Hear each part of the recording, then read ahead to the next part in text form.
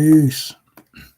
Welcome back to the You and I verse All Temple for the Sun, Planet, Moon, and Stars. I'll be your host, Lord Messiah, and you already know we're going into episode 11 of A Picture's Worth a Million Words. And that was our last slide right there. Let me see okay, let's build on this one right here.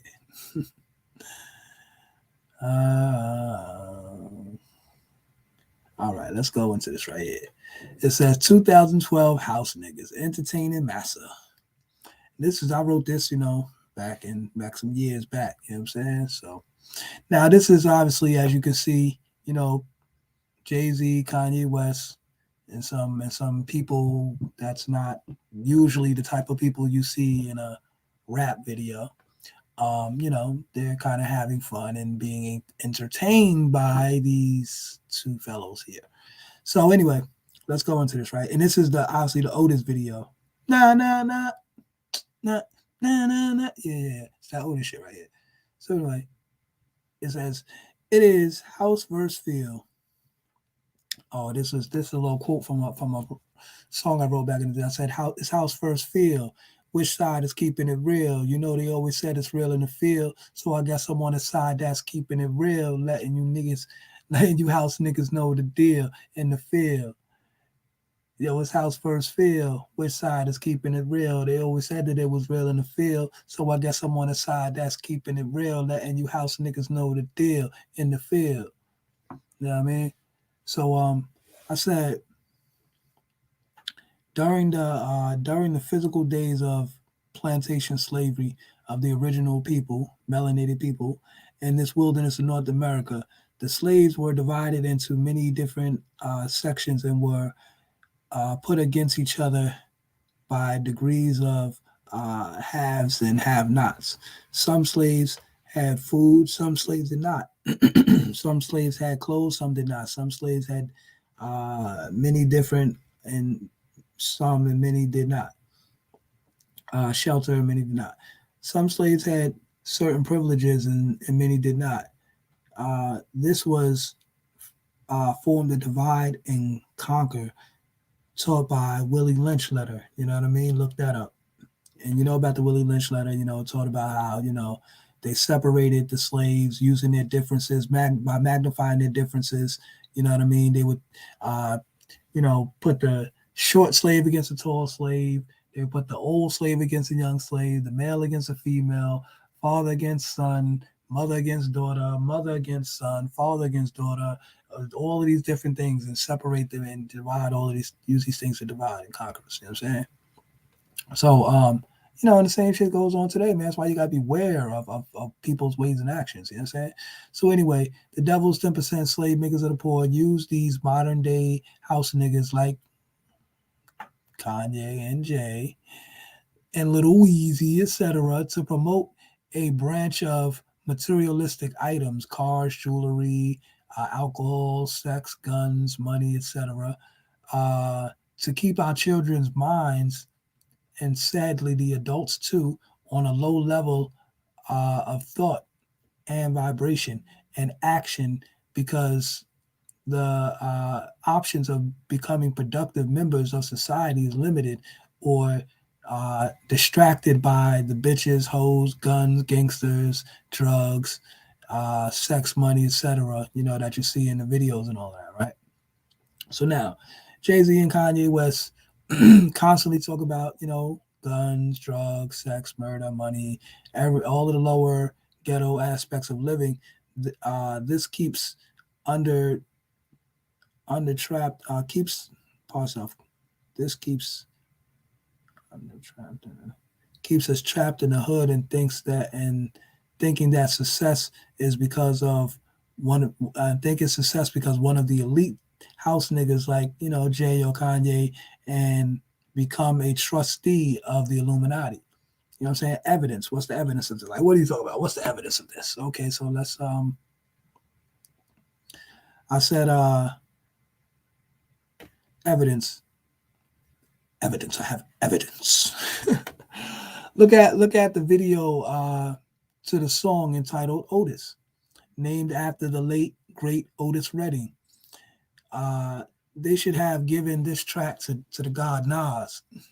But anyway, they showed that they are really some Uncle Tom ass kissing niggas, because who talks about a bunch of material items in their money, jewels, cars, da da da, da and fake status in the white man's world of sport and play. You know what I mean? It's all about sport and play.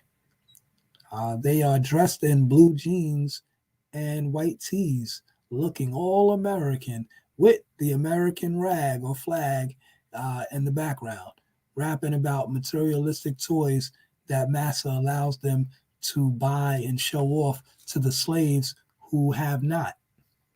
See? Also, notice how the only pictures of shots shown in the video other than the two house niggas, Jay and Kanye, is some white people, specifically white girls, riding in the go karts, having fun, being entertained by the 2012 house niggas. Thus, even with all the money, fame, and false status they think they have, they are still only a bunch of ass kissing. Yeah, I was harsh for this. Ass kissing Uncle Tom niggas afraid to start a revolution. God damn. That was a lot of shit talking right now. That was back in 2012. Not everybody stays the same. And I can't take away from a lot of the great accomplishments that these two brothers have done. And more so Kanye, because Kanye became like, not saying Jay-Z not a billionaire, but Kanye became a billionaire actually kind of quicker than Jay-Z did. Like, you know, as far as what his clothing line and all that shit. Like Kanye is getting that money, that money. How fucking Medea say that money. Kanye getting that money. You know what I'm saying? But you know, and you know, he's become a genius and a mogul, you know what I'm saying, a tycoon in this in business, you know, as far as business is concerned. You know what I'm saying? So, you know, I gotta give credit to that, of course, you know what I'm saying? But my whole science is that though, as I broke down everything I broke down in this thing here, the evidence, the proof's in the pudding. Y'all see what it is, you know what I'm saying? Like, ain't, you know what I'm saying, say me hating or, you know, like, oh, well, you do this, man, because you ain't doing what they're doing. And I don't necessarily want to do what they're doing. You know what I'm saying? You know what I mean? If I had the money that they had, I'd be doing a whole bunch of other different things. But see, this is the type of thing, too, we got to understand. When certain people get into a certain money bracket or a certain tax bracket, them boys are going to come and sit you down. They're going to come and have that talk with you and let you know, like, yo, listen there, buddy. Listen, there's certain things you're not gonna say, certain people you're not gonna associate with, and yeah, you know, as long as you keep talking about, you know, whatever the stuff you've been talking about, okay, that's cool. We don't have any problem with that. When you start talking about all this political stuff and trying to get into certain things, that's when we come and we tell you, you know, you can't do that. So yeah.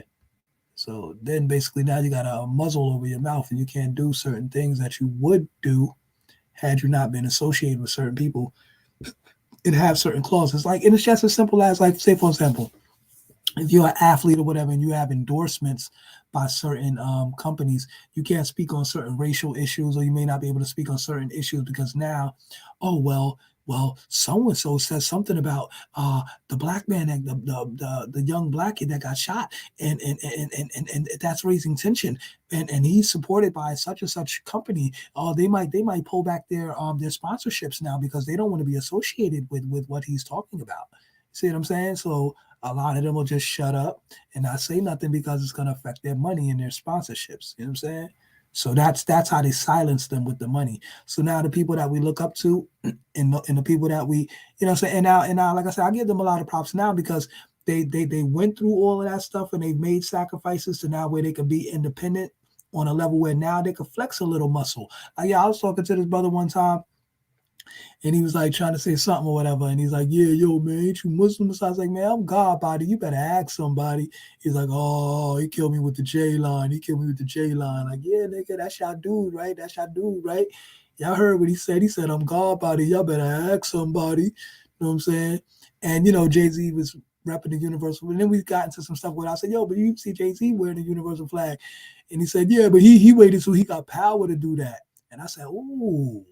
that was a powerful statement and a real deep realization too, because he knows that you know he couldn't come out and I mean he not saying he could have came out repping in the name of the gods, you know what I'm saying? If that's what he was really about, you know what I'm saying? And rep that, so you might hear little lines here and there, stuff he say or whatever, little, but you know what I'm saying? Now he's dropping more of it, like, you know what I'm saying? More like fluently, like that song with him and Jay Electronica, nigga, we made it. Like he dropped it in there. I was like, okay, Jay Z, he tried, you know what I mean? But like you said, nigga, we made it. So now that we made it, now I'm gonna let y'all niggas know what the real time is. Yeah, it's the God now. Now the God, it's the God, it's the God. Now it's the God. But nigga, was you not always the God? But you had to wear that cloak or whatever and come under those different, you know, banners and all of that, so forth. Wear those different hats, you know what I'm saying, so to speak. You know what I'm saying? Which could be somewhat understood, but some of them hats, like nigga, some of them hats had horns on them. You know what I'm saying? And you know exactly what I mean by that. You know what I mean? So, nah, man, I ain't trying to wear those kind of hats. You know what I mean? But yeah, so anyway, it is what it is. You know what I mean? That was my breakdown on that right there. You know what I mean? And this has been episode 11 of A Picture's Worth a Million Words, and I'll see y'all back at the Universal Temple. Peace.